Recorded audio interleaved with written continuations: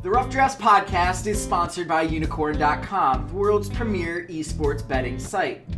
Bet on your favorite games like CSGO, Dota 2, and League of Legends, and earn Unicoins through successful bets, or use Unicorn's exclusive Connect program, where you can earn Unicoins just by playing some of your favorite games. Use your earnings to enter Unicorn's raffles for exciting prizes like Logitech peripherals or CSGO skins. So join Chase and Walter and prove who really is the esports gambling expert. Unicorn.com. Log on today.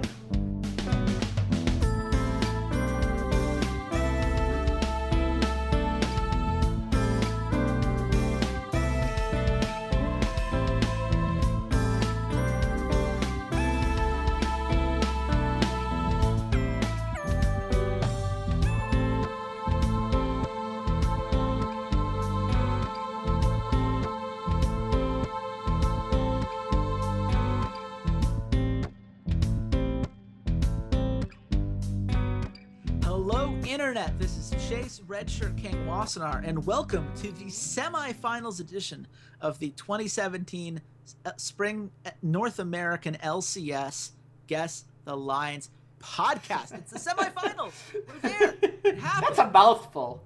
Yeah, there were a lot of words in there at once. I'm not sure I reiterated them all in the right order, but hopefully you guys are following. The important thing is that it's the playoffs. We had the first round. It was really fun. We're now on to the semifinals. We have some interesting matchups to go over here, and I can't think of anyone I'd rather break them down with than my good friend and co-host, Walter Ceades Fedczuk. Walter, how you doing, man? I mean, I would say the opening round was fun for two teams. I think the other two, I think one of them was just kind of happy to be there, and the other one, I guess maybe everybody needs to take a Percocet or something and just chill the hell out, because man, oh man, the reaction to CLG imploding against FlyQuest was it was kind of insanely crazier than the Spliced one, but it only makes sense because CLG is a long tortured franchise that, well, we knew this was coming. And let's get into that, because, you and I, obviously, we thought CLG was going to ultimately win, but we decided 5 maps was a much safer bet. We nailed that one, feeling good about that. We but did. CLG was up 2-0. It was their series to lose. We know how FlyQuest plays. Now they have to look at this, and especially the way that they lost Game 5, because they were ahead for 95% of that game. What is a fair response for CLG fans? Because I think it's easy to look at CLG fans and say, oh, you're overreacting. You shouldn't freak out so much after one series. You still did all these things over the regular season. But this is now split 3 of this, where they've run it back and they keep getting just a little bit worse every time. So what is the appropriate reaction to this? How should CLG fans see this series? The problem is you guys are just a year away from when you were in the finals of an international tournament against SKT. That's true. And, took a game off of them and were, perhaps one of the best teams in the world. And the problem is just ceilings. It's ceilings and floors, and, statistics tell us everything comes back to the mean. Everything comes back to the median. Whatever that center point is that everything is eventually going to come back there. And I know Marty brought this up at our interview with him back in the early season or preseason, where he's like, yeah, but you can always move that mean, and that is correct. The problem is that the mean that they created after that spring split last year, when they got to MSI, they were crushing it. Everybody had them going into the summer. These are the presumptive favorites. They didn't change a thing. They did great at MSI. They went after SKT. It was all great. The problem is it set their mean so incredibly high that everyone's like, this is our expectation of this team. And this is a team that won back-to-back NA titles, had a decent Worlds run, had a great MSI run. So yeah, the expectation should be up there. The problem is, while their internal mean has come down, where, probably where it's more expected, kind of a middle-of-the-pack North American team, they can contend if meta and a few things go right their way, the fan base has kept this unrealistic expectation. And let's not forget, you guys were once in the promotion tournament. We're 2.5 years from you guys being in the promotion tournament. It's different when I, as a TSM fan, go, I expect my team to be in every LCS final. I expect my team to be in the get to the elimination round of the World Championship. I expect my team to take games off of Korean teams. It's different because TSM has placed top 2 in every single LCS season in existence, and in probably every single major regional North American tournament they have played in the finals. My season 2 is a little bit fuzzy. Obviously, there was the MLG Charlotte or Raleigh incident where CLG and TSM didn't go, and it was Curse and Dignitas had that weird ARAM thing. But that expectation is in my head because that is what reality is. And to CLG fans, you guys are missing a chunk of your history where you weren't good, where you were struggling, where you were the 6th best team in North America. You were struggling to stay in the LCS. So the correct response from CLG fans needs to be, okay, we had a good run. Like, yeah, I agree. Maybe some players might need to be looked at. You might need to change up some things. Things seems to be getting a little stale. But this just outright outcry that cut every player's head off and burn them at the stake, and this entire team is garbage and trash. Like, you guys are forgetting you just had a really, really good year-and-a-half run that you should be proud of, and you're one of only 3 teams in North America to win an LCS title. Let's not forget that. Like, you guys need to calm it down a bit and move into the offseason and say, okay, realistically, where can we go with this? Well, and here's the thing. I can meet you halfway on That's that. fine. I do believe that you have to keep expectations realistic. I see a lot of people saying, oh, we need to replace this guy. We need to replace, we got to replace Darshan. We have to replace Huhi. We have to replace Sixai. Okay, with who? And I don't say that in terms of, well, you as a fan need to have an answer. You're not the general manager. But just understand that making a change is not inherently good. You do not inherently make your team better just because you put a different guy out there on the Rift. Now, that's ideally how it should work. You ideally find this new talent that can come in and improve, and you foster that talent and help them grow into the team that you need them to be.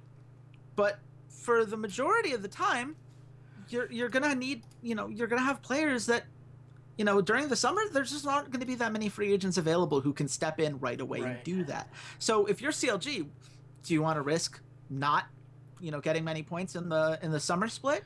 Not having that veteran roster, taking a youth on these young guys, and then, if the gamble doesn't pay off, you don't go to Worlds. Like, is that worth it?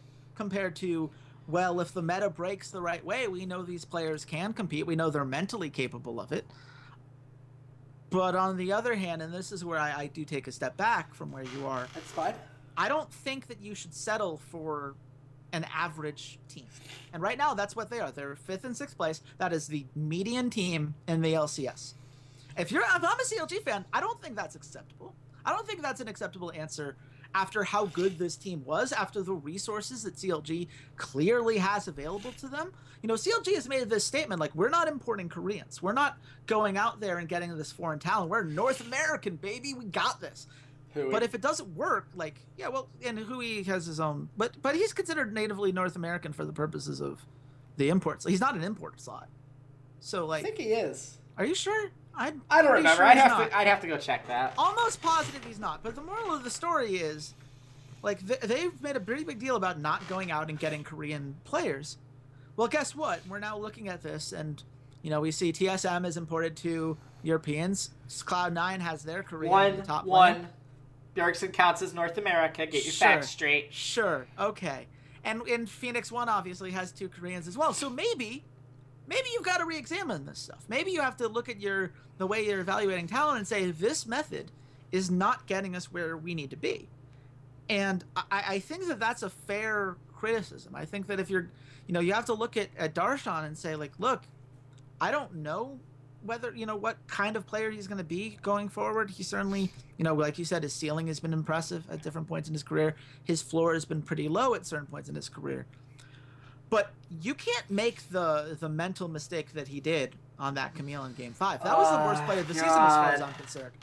That was terrible. That was inexplicable, inexcusable. And that's a liability that I'm not sure CLG can afford to take with them. I don't know. Like, that's the one where I point to when people say, like, we got to get rid of this guy. Like, I get it. because mentally, you need everyone to be capable of playing to their best. And Darshan couldn't do that. And in the biggest moment where all you have to do is nothing, all you have to do is just get your vision and get out when you're with the rest of your team, it's an inexcusable mistake. Completely self-enforced error. And I don't know, man. Like that's something where if I'm a CLG fan, I understand the anger and frustration there. I think it has to be directed. I think it has to be focused towards improving the methods that got you here. But see, my problem is that everyone is going to focus on this one moment that Darshan, throws game 5 and he makes his play. And it's a boneheaded play. It literally cost them the series. Like, there's no doubt they win that series. Their lead was so high at that point. It's almost impossible for them to lose that series. Nothing is guaranteed. Nothing is guaranteed except death and taxes. Let's be honest here. Yes, it's an egregious play. I'm not taking away from the fact that it is egregious play and it had a massive impact on the series. But they aren't even in that position in the first place if it isn't for mistakes made in games 3 and 4 and refusing to adapt to what FlyQuest was suddenly doing to them. Games 1 and 2 were pretty much the Hui show. Was Hui strongly carrying? I know everyone's going to go off, oh yeah, but Darshan played this great Mundo. It was a nice pick, but that game was really about Stixxay and Hui. And the problem is they get to game 3 and FlyQuest just hone in and say, the crux of everything is going through this mid lane. Screw it. Screw the side lanes. We're going to get balls. Just keep him on the rumble. All we need him to do is ult. Like, screw whatever Darshan does. It doesn't matter. We're going to focus in on Hui. And they do that 2 games in a row. And CLG doesn't adapt in any of those games. After game 3, they should have adapted and said, all right, FlyQuest is camping mid. We need to fix this. We need to do something about this. We need to get contracts off of those kind of champions. And then finally in game 5... All right, no. They need to get Moon off of... Yeah. Okay. Moon. Sorry. They need to get Moon off of these really heavy gank kind of champions. And in game 5, they finally say, all right, let's get something super, super safe for Hui, which is Echo. I'm not liking the Echo pick. I'm really not liking it into Talon. I don't understand it, really. In all honesty, if this was Keen, this would have been Iceborne Gauntlet Kassadin game. I can almost guarantee it would have been an Iceborne Gauntlet Kassadin game. But they shouldn't have been in that position where Darshan makes this one mistake and it entirely ruins the game. It's just, this is the problem with CLG. They have these great highs when all their players are on point, or even when two of their main kind of carries, so like Xmithy, Darshan, any of them. If 2 players are playing up to their potential, like they could be an unstoppable team. But if, these players all fall off, and Xmithy had just a mediocre series, I don't think Afrobu did anything that was exceptional that entire series. So it relied on Darshan and Hui and Stixxay to all have amazing games in here. And the second Hui got camped and the second Darshan stopped playing well, which again, another person you put on Camille that's notoriously a split pusher, a champion and a player, and you don't frickin' split push? I don't understand it. Like, Darshan, that was his MO. He is the SOAS of North America when it comes to that. And you're team fighting with Camille, who's like a duelist. Not the grand duelist, but a duelist. Again, do you need to play Fiora with a baguette? I just didn't understand what CLG was doing with the pick in terms of playing to the strengths of their players. So I don't think it was just Darshan making a mistake. I don't think that's what cost him that series.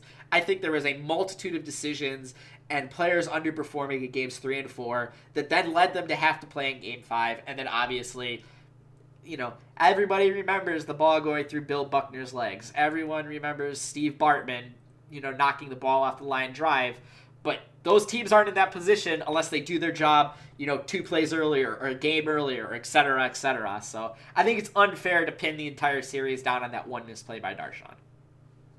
I mean, on the one hand, I think that's fair. I think certainly there were other problems. On the other hand, I have a very low tolerance for people that all they had to do was nothing. Like, I have watched that clip 10 times. And I still, for the life of me, cannot understand what decision led to that. And I think that at some point, like, you have to look at it and say, like, was that the call? Because if that was what was in comms, That's the part that needs to be fixed. Whoever decided that engage was a good idea, that's the ultimate problem. If it wasn't in comms, then why is he not following whatever the call is?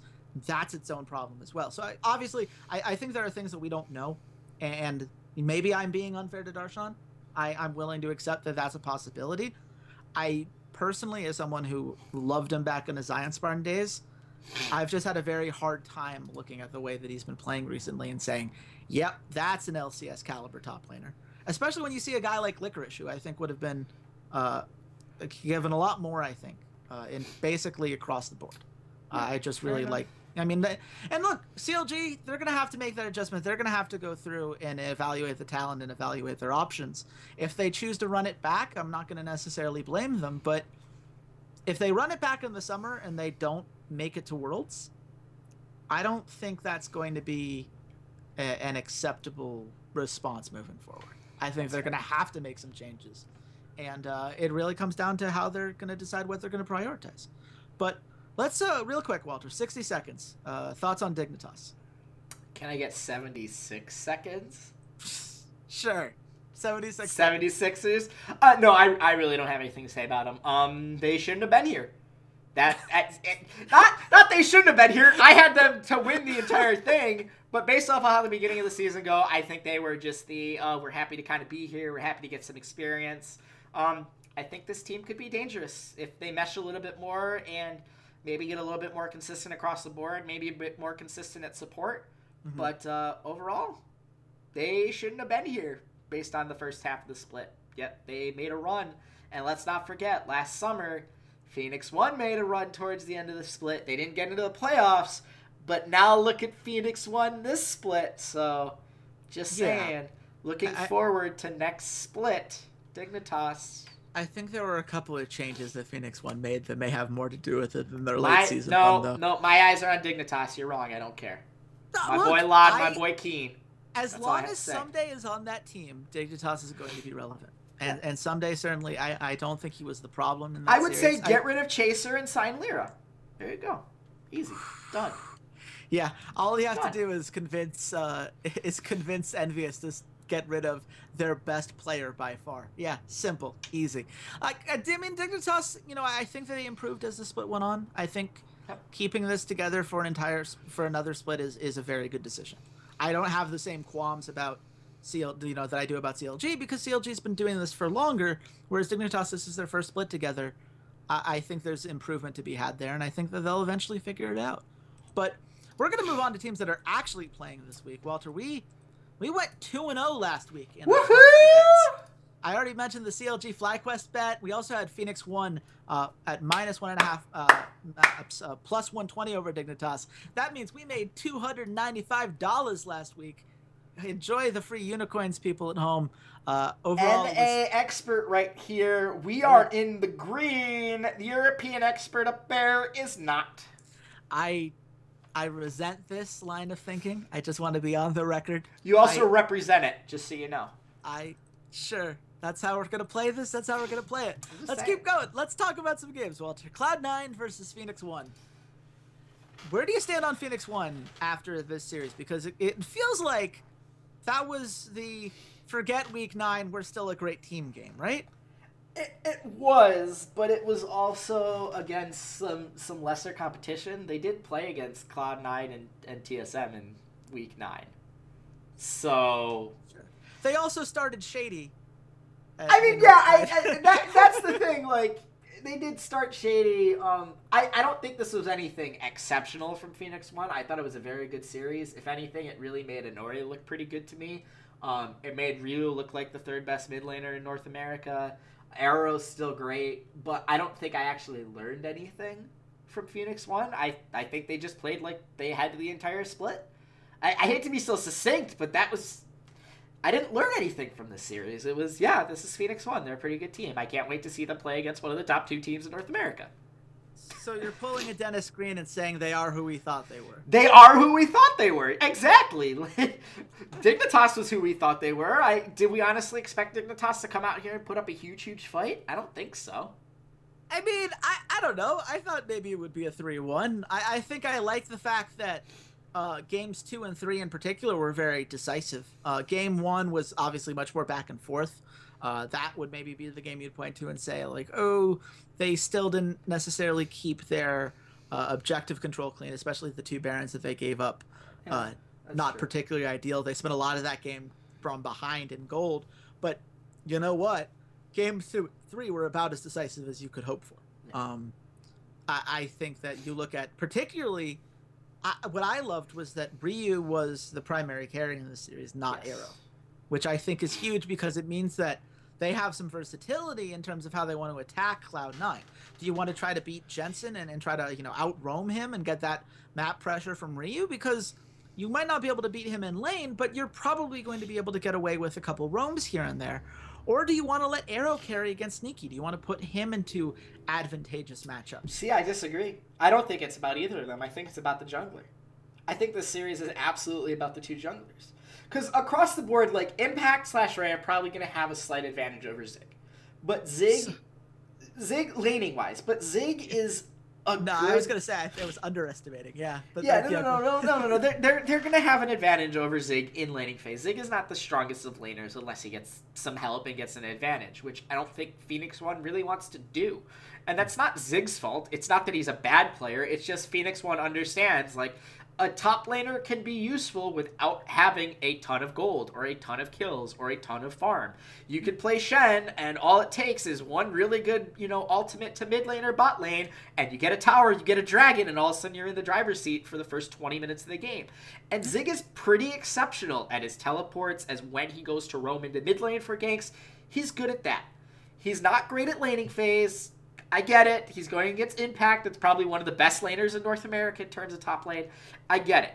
But moving on from there, I think Ryu versus Jensen is a wash. And I think the 2 bot lane matchups are pretty much a wash when it comes to terms of talent, experience, play together.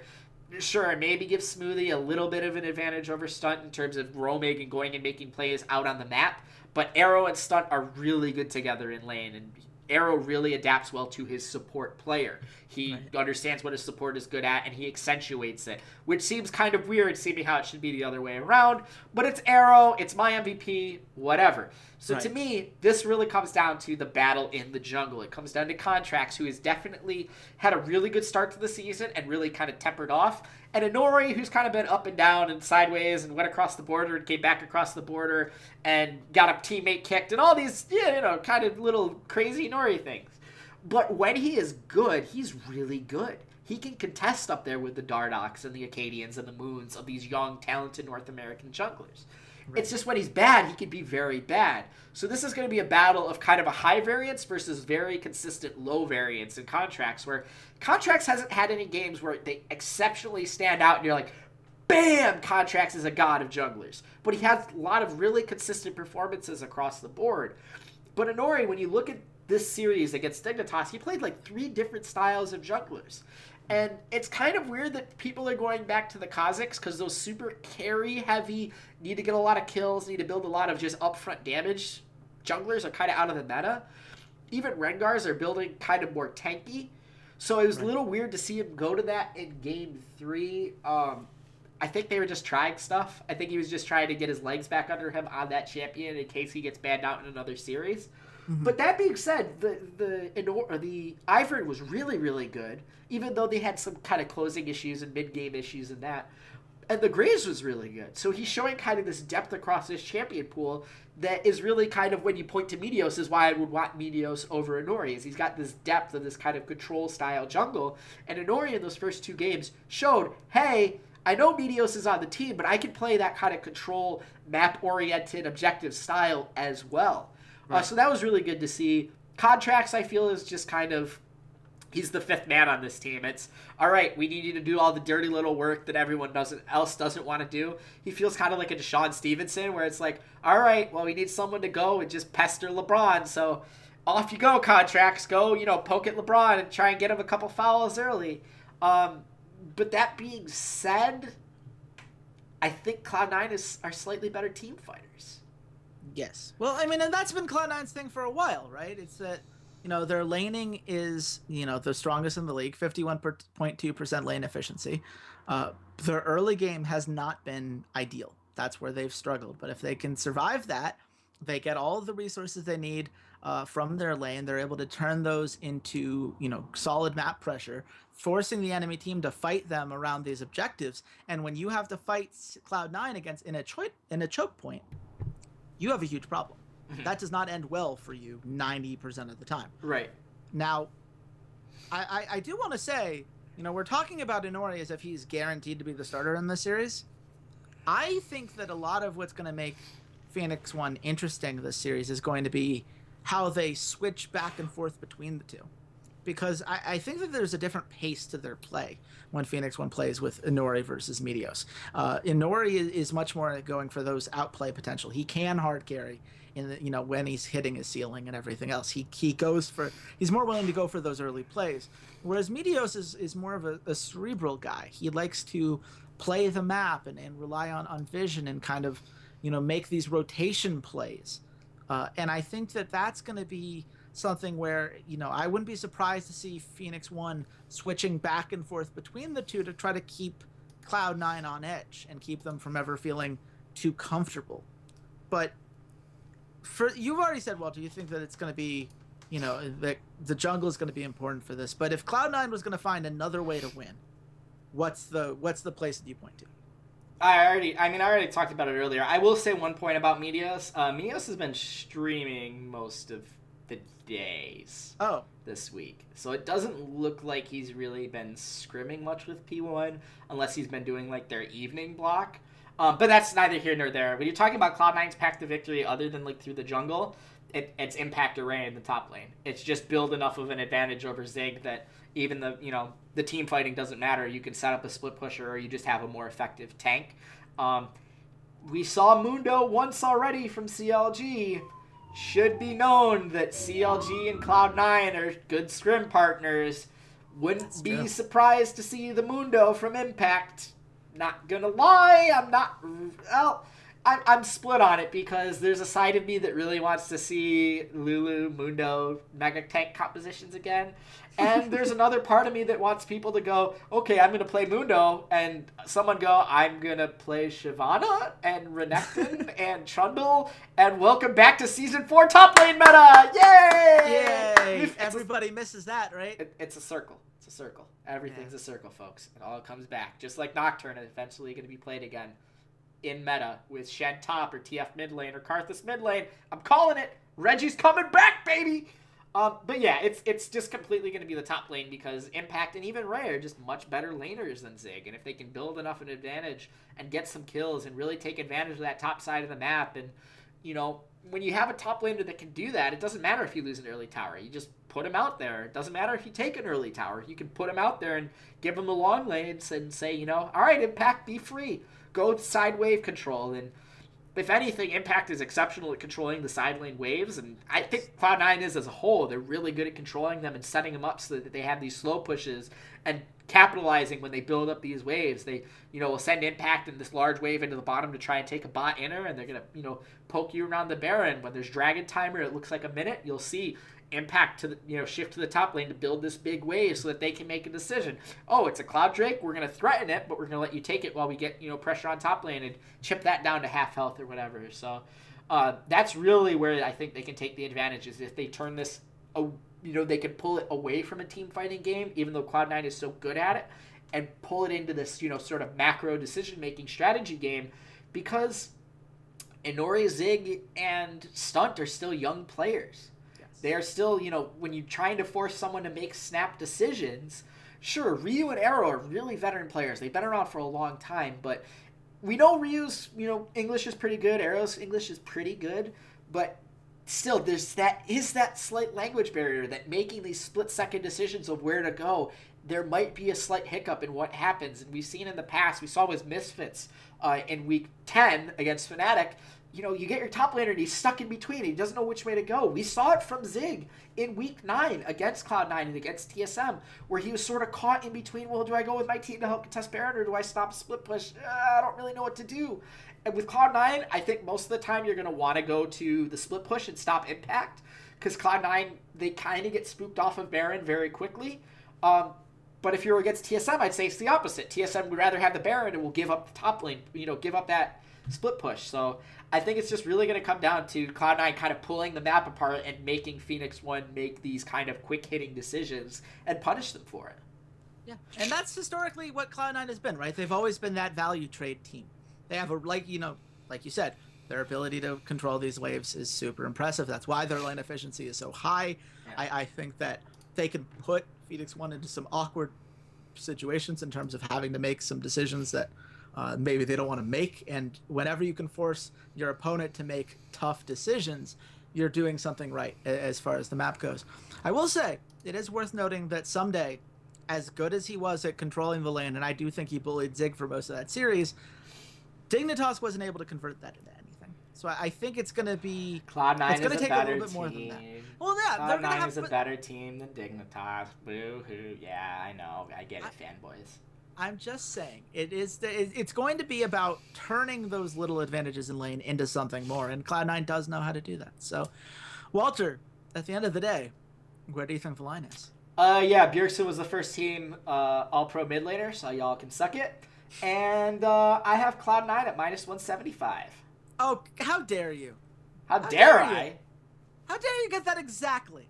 Hey! Hey, remember what I said earlier about being an NA expert and Europe is where we're negative? Look at this guy! Right here! Yeah! There it is. It is Cloud9 -175. I said Cloud9 -160, so I wasn't that far off. But you nailed it. Phoenix One +135. Cloud9 -1.5 maps at +125. And over 4.5 maps is +170. So there are a few different ways we can go, depending on how you think the series is going to play out. Ultimately, like, if you had to give a prediction, what do you think this series ends up being at the end of the day? I think this is a 5-game series, and I think here's the thing. If Phoenix One brings in Meteos, how early do they do it? That's what kind of is the deciding thing to me. If Inori really looks bad in Game 1, if they don't switch immediately to Meteos in Game 2, this is probably a 3-1 in Cloud9's favor. I could see that. But if they see Inori is struggling or Inori pops off, then I see this probably a 5-game series in Phoenix One's favor. Yeah. That's the thing, is like, if it's Inori's emotions, because out of all the young jugglers, Inori is the one that has the hardest time shrugging off a bad game or shrugging off bad moments. And we've said this before on the podcast. Dardoch is really good at that. Like, as much as it looks like that kid wears his heart on his sleeves, he has a bad first game, he'll shrug that off and he'll come right back in the second game. Or if he gets caught out for first blood, 5 minutes later he's making some out of your mind aggressive invade that gets him a double kill. Like, he is the Eli Manning of just like, I don't care, or Jamal Crawford of like, I don't care how many crappy shots I've taken, like, I'm gonna nail this next one. Irrational confidence. And Inori is more of a, like, confidence is sometimes irrational, where he's just like, no, I'm gonna keep trying, but it's a, like, he's getting more desperate with each one of his actions. So it's like he feels he has to make up for the previous bad game. Yes. Like, it's like, okay, well, Game 1 I cost my team because I made a couple of mistakes, so this time I've really got to make up for it and prove that I belong here. Exactly. And I think that's it's very easy for young players to fall into that trap. I can think of a player off the top of my head that I coached that was very much in that trap. And it is a death sentence, because as soon as you're trying to make up for things that have already happened, like, you can't change the past. You have to be able to move forward. And I think that, the nice thing about it is having a guy like Meteos means that you can take him aside if things really get bad and say, hey, calm down. It's okay. We're going to be able to bounce back from this. Trust in your teammates right now. And I think that alone might be enough. It's going to be very fun to see how those play out. Just remind Meteos his teammates are wearing black and orange, not blue and white. Yeah, that's the only thing you have to tell him. It's like, yeah, look at your jersey. These are the guys. Don't pass the ball to people that... It's like when you played shirt and skins, because like, or you told everyone, hey, we're going to play pickup basketball. Bring white and dark colors, and then whatever team you're on, you're going to trade jerseys, so you don't...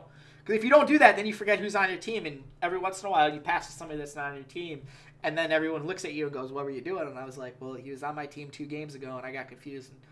I'm sorry he just dunked on your face. That's my bad. I think the best thing you could do, just hide the names from him. Shut them off. Just shut the names off. Just turn that off. Yeah, it'll be great. Let's move on. FlyQuest versus Team Solo Mid. Speaking of Meteos' teammates. Yeah, I know you're going to want to have a big rant about TSM, but let's get FlyQuest on real quick. Rant about TSM? Me? Why did I rant about TSM? I don't know, man. I just get this weird Who was the #1 seed in North America? Producer? Yeah, Nick? I'm pretty sure it was TSM. Yes, I can confirm the regular season winner was in fact TSM. Should I be worried about TSM? No. Why shouldn't I be worried? Oh, they've made every LCS final since Season 3, and they've made pretty much every... Oh, I got you. Okay. I can't confirm TSM did finish first in the regular season, and they've made every single LCS final since the inception of the LCS, and like 90% of all North American regional finals in history. So, I'm not worried about TSM. Yeah, appreciate it. He says you're welcome. Yeah, he's a good dude there. Yes. If he does exist.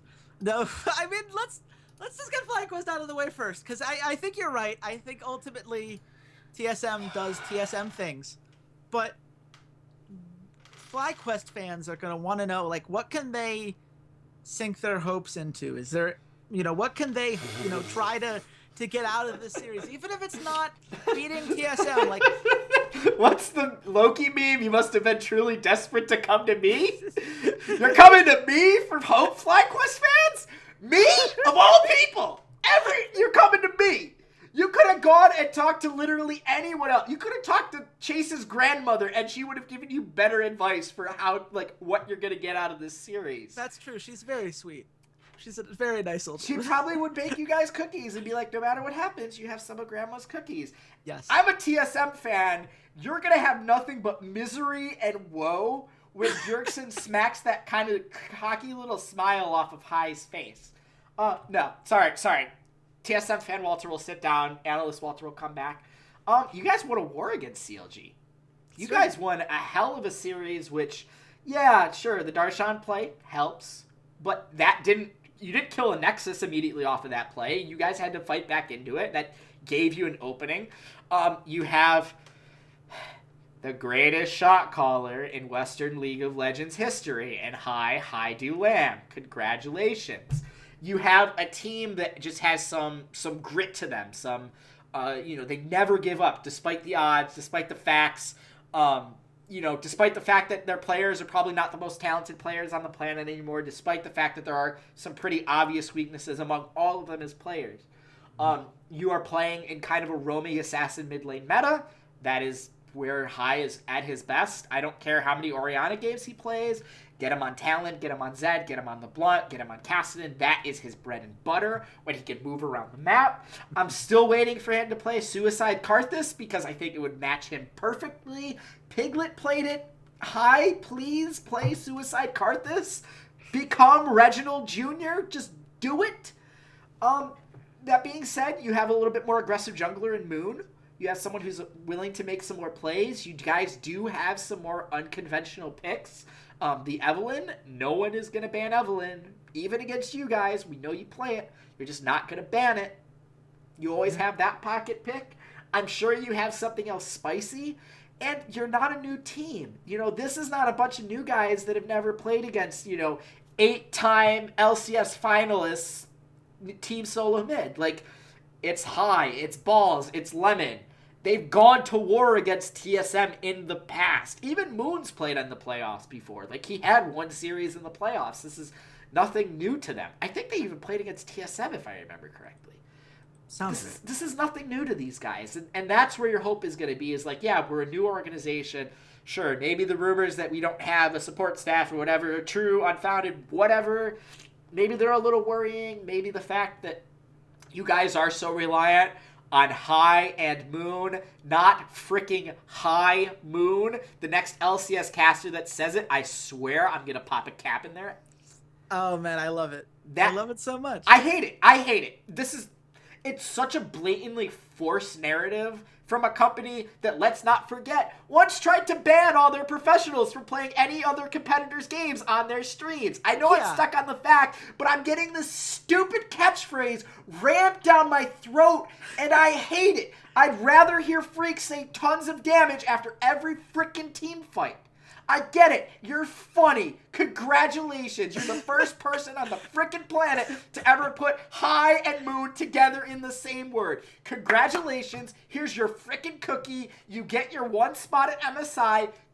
I hate it. Stop it. It's not cute anymore. It was funny after one. I'm sure FlyQuest will make a shirt. It'll be awesome. Whatever. Get your marketing out of it. Stop saying it on the LCS broadcast. It has literally reached Kerp trackball level of annoying. At least to me. I'm sure FlyQuest fan boys and girls all love it, and it makes you happy. And I could say a bunch of very graphic things that I can't say on a sponsored podcast about it. I'm sick of it. Stop saying it. So High and Moon are a great duo roaming combination. They can get their side lanes ahead despite their talent and ineffectiveness. So at the end of the day, if you guys could pull TSM down into the mud and make this a really gritty, slobber knocker of a battle, turn it into a war and not something super strategic, yeah, that is how less talented teams win. That's how the Mighty Ducks win. And then they pull out their secret strategy of the Flying V, which isn't actually legal in hockey, but Disney. So you need to have a Disney movie, FlyQuest. That's basically what I'm telling you. And I personally hope it's Rogue One.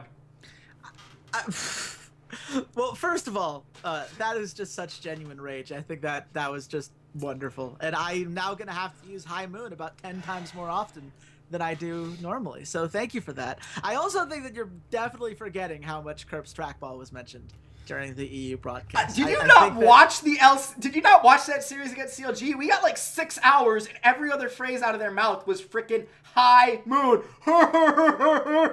Look, their name is literally, when you just look at the tag, it's Fly High and Fly Balls. So we're already there. There's no way to go that doesn't lead to puns. But to get to the overall point, I agree that Moon and High are going to be the center for this. Just to throw some numbers out there, in FlyQuest wins, High had a 4.63 KDA. Okay. And his losses, it was a 0.33 KDA. And I know what you're thinking. Oh my God, that's awful. Yeah. That's like, he's going against Pearson. Yeah, and you look at this and you say, like, he was against who he in that series? Like it averaged out to a 2.4 KDA, and before FlyQuest fans come and say, like, oh, well, we're skewed by the losses. Like, okay, what was highest KDA in the regular season? Oh, right, it was 2.6.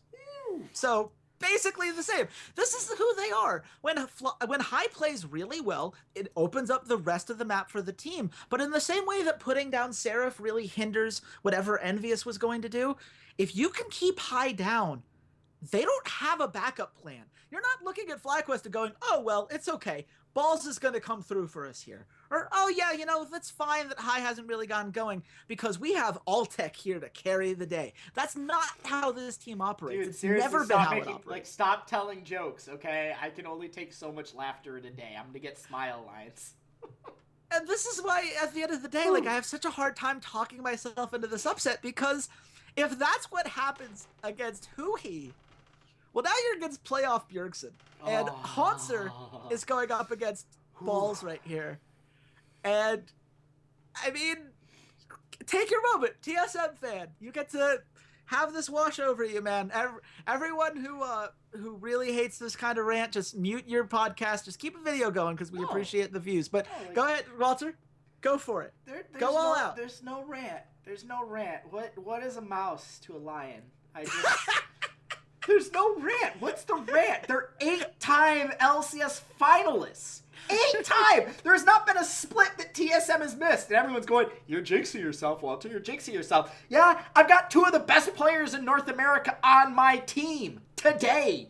I've got Bjergsen and I have Haunters, 2 guys that everyone's going to be debating about, well, which one of them steals it from Arrow if we want to give it to the first place team and a native North American. Because Bjergsen in instant counts as a native North American. Not in instances where I say Doublelift is the greatest talent North America ever produced, because that, I'm saying born in North America, not North American player. Confusing, I know. Right, moving on. That said, like, TSM had one bad loss over the entire split. It was to Echo Fox, and since then, they were undefeated. This is just what TSM does. They have the one bad loss. They bring Reginald in. Reginald has his speech. We already did this whole rant. We already did all my TSM rants for the year until we get to the finals, and I give them their final, any given Sunday, stump speech, where we go out, we kick Cloud9's butt. We win in Vancouver. It's great. Wild Turtle gets, a Canada win. That's fantastic. And we go to MSI and we get our butts handed to us by SKT. This is just the TSM norm. It is what it is. It's an expectation we're in the finals. It's not for FlyQuest. Do we know the conversion rate between Canadian wins and Freedom wins? Have we figured that out yet? I'm pretty sure Canada is a little bit more free than the US today. I know. I had to go for the meme. Look, it's... At the end of the day, like, this is why I think I'm more harsh towards CLG than you are, because TSM versus CLG would have been a really interesting series. Those teams know each other really well. They've found a way, CLG knows how to plan for them. They've shown interesting strategies in the past that have kind of neutralized some of the advantages that TSM usually has. Like, that would be a fun series. Whereas this series, I'm just like, the only way that FlyQuest succeeds is to be better than Bjergsen.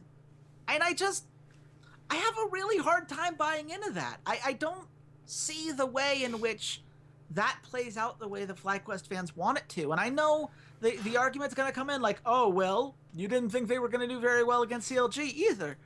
And that's not quite fair, because we did say it was going to go to 5 games. I thought that series will be close. I don't know what makes this close. Like, I can't paint in my head the scenario in which High does so well against Bjergsen and Lane that it opens up the map the way the FlyQuest likes to play. Maybe it's some weird picks. Maybe High pulls something out that I'm not expecting, and Bjergsen's like, I don't know how to play against this. And shenanigans come in. I think that Moon is obviously going to be the best player on FlyQuest. He's the most consistent. I thought you were about to say best player on the Rift, and I was about to explode. No, he's the best player on FlyQuest. He's, I think, the most so that consistent makes him, player. What, the 4th best player on the Rift? He tied for 3rd with Biofrost. Okay. I have him tied for 3rd. That was a trick question. Yeah. It's hard to... Again, you depend on High, FlyQuest. I don't have the answer for you. Walter, you need to have the answer to this question. Where do you think the line is? If you win this, our challenge is done. So, go ahead and guess it correctly again. Just kill me off now. 1 second. I just have to tell the folks at home. On TSM's listed roster, there are only 2 Native Americans. That's Kevin Yarnell and that's Andy Din. Everyone else is either... you got Bjergsen and Svenskeren from Denmark, Wild Turtle and the Oddwood from Canada, and Biofrost from China. So, I'm just saying, we're also undefeated in Canada, so Cloud9, you're really screwed when we play against you guys, in a week in Vancouver. Shout out to Canada. Yeah, I love Canada. Canada's great. I need to go back there someday. That being said... since there are 4 countries on that list, I'm going to put it at TSM minus 333. Good. Okay, it's not over yet for me. I get this one. You went too low, buddy. You gave FlyQuest too much credit. I thought you were going to go lower. I had TSM minus 500. It is TSM minus 455, which puts FlyQuest at plus 300. So there are 2 ways we play this, Walter. Nope. No? What do you mean? There's one way we play this. What is the one way we play this? Oh, we gamble on FlyQuest to beat TSM because no matter what happens, then I win. Well, if we're going to do that, can we at least do FlyQuest plus 1.5 maps? So we have a little bit of wiggle room? If you're going to insanely curse this team anyway, at least have it be a winnable bet? No. No, that's not how this works. There's no way I'm telling the fans at home to get That's not how I don't care what... No. This is the curtains closed. The Wizard of Oz is back behind it. All the holographics and the smoke and the mirrors and everything. No, I'm a smart gambler. I hedge my frickin' bets. I'm going all in on FlyQuest to win this series because no matter what happens, then I win. Okay. But let's pretend, for instance, that not everyone in the world is a TSM fan. I know, sounds crazy to you. That's impossible. But if they're not a TSM fan and they don't want to jinx this series, what should they vote for? Where should they be putting their money? You're the one who has the lines. You tell me. You want to do FlyQuest at +1.5. What's the odd on that? That's +130. I actually like TSM -2.5 at +190. Because I have this going as a 3-0. Yeah. I think that I don't think the series is close. I don't have the answer to the question. So what happens when High can't beat Bjergsen? Like, FlyQuest hasn't shown an answer to that in weeks. Your boldness intrigues me, young grasshopper. Perhaps you are a closeted TSM fan. Look, it doesn't make me happy to say it, man. If this was CLG, I'd be singing a very different tune. But FlyQuest's strength relies on being better than the best player in North America. I don't know how that's a positive sign. Remember the last time that High played Bjergsen in a playoff match? It didn't go well for High.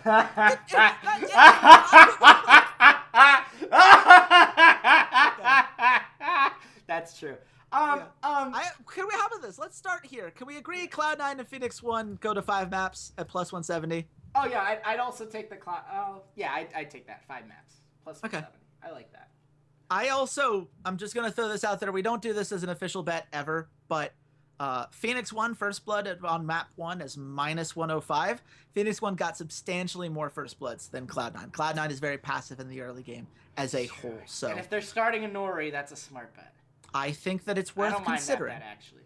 But we don't throw those out as smart money bets. So that's a little hinky. It's just too hinky, too unpredictable for First Blood. So do we want to do it, Walter? Are we going to do you versus me? You're going to take FlyQuest +1.5 at +130.